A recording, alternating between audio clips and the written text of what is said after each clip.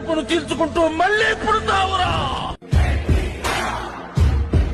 నువ్వు రాముడేశమే కట్టావంటే గుండెలు అన్ని గుడులైపోతాయే.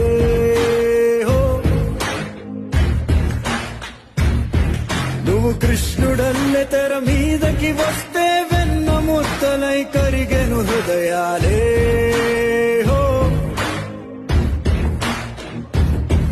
ఆ దేవుడు ఎదురుగా వచ్చిన దేవుడు కాదంటాం.